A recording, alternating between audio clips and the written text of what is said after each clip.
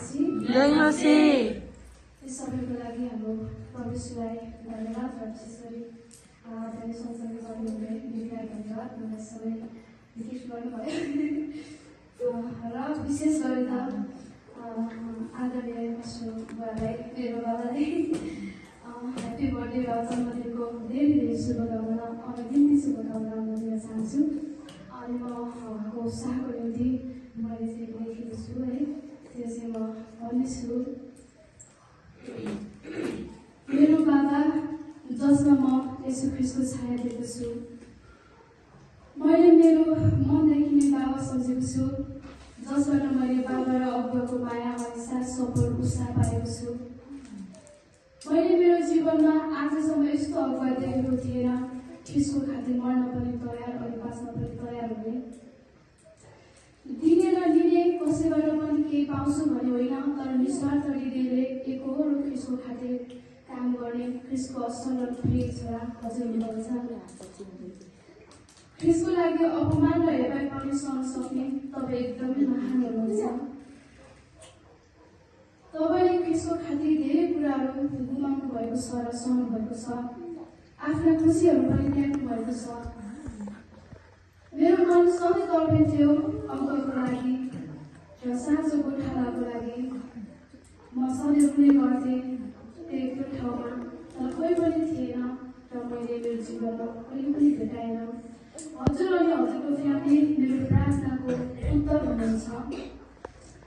तपाईँको फ्यामिलीले ख्रीष्टमा रुन पनि जानेको छ, दुःखमा हाँस्न पनि जानेको छ। तपाईँ अनि तपाईँको फ्यामिली मेरो मात्र होइन, सबै जातिको लागि गिफ्ट हुनुहुन्छ। विशेष गरी ती व्यक्तिहरूको लागि जो दुखी छन्, जो चिसो मिसोमा परेका छन्, मृत्युको मुखमा परेका छन्। जसरी येशू ख्रीष्ट हामी सबैको लागि गिफ्ट हुनुहुन्छ, त्यसरी नै हजुरको फ्यामिली पनि सबैको लागि गिफ्ट हो।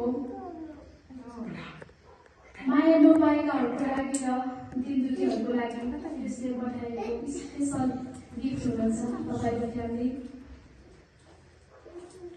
तपाईँको फ्यामिलीसँग यस्तो हृदय छ कि जुन हृदय जो कोहीसँग हुँदैन, ख्रीष्टको खातिर रित्तिन पनि तयार हुन सक्ने, जो कोही दुःखमा अभावमा पीडामा हाँस्न र बाँच्न सक्दैन, तर तपाईँहरू सक्नुहुन्छ किनकि ख्रीष्ट येशू चाहिँ हजुरसँगै हुनुहुन्छ। मलाई थाहा छ अनि भोगेको पनि छु अगुवाको जीवन कस्तो हुन्छ भनेर। कति कुराहरू सहनुपर्छ, कतिचोटि रुनुपर्छ, कतिसम्म होचिनुपर्छ भनेर।